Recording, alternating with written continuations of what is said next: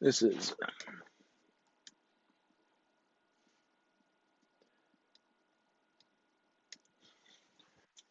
speech one, and the topic is why our political parties cannot seem to get along between the two of them. Let me just make sure the camera is.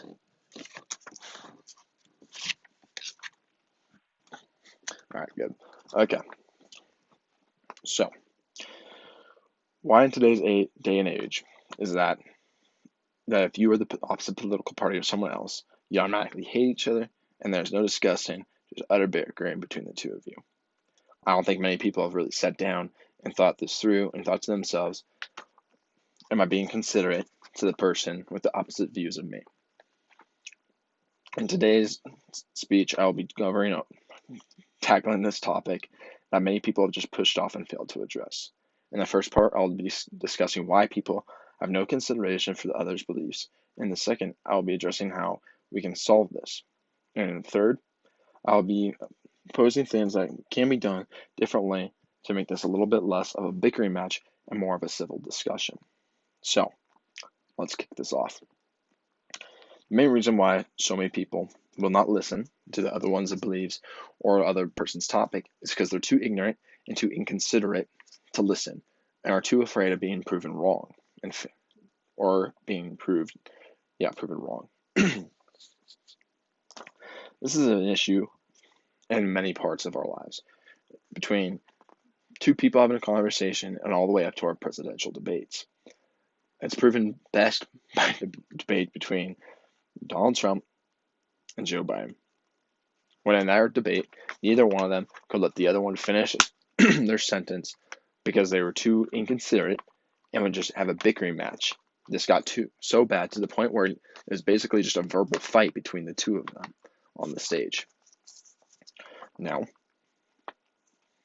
another example would be between a liberal and a Republican in everyday life. They have two completely opposite views and would just fail to have a real conversation if they were too inconsiderate to the other one. Now, to help make it through this and to actually make sure that somebody would listen to you, and I would be posing the idea of the golden rule. It's simple, and it's probably the best way to get through it, and that's to treat others the way you would want to be treated. If you give somebody the same respect, or if somebody gives you the same respect of listening, you should give them the same. Best way to do it would be if you're having an argument or somebody's about to bring up a topic, you could ask them to go first. That way, it'll alleviate the fact of them trying to interrupt you while you're trying to show facts. When they are talking, as much as you might hate it and it might completely go against your views, best thing to do is just be quiet and listen to what they have to say. That way, when it's your turn to speak and when they're done with their thing, you can simply ask them, just say, hey, would you give me the same consideration that I just gave you and let me talk without being interrupted? This, after you just gave them that much time and that much free speech over what they can say, should allow you to do the same. If we could just do this the best prime example of this in today's life would be in the vice presidential debate between Kamala Harris and Mike Pence, where both of them had almost equal speaking time. Both of them were pretty spot on with what they had to say, and neither one of them seemed to interrupt the other one to a degree. There are still interruptions here and there, but that's given in a debate.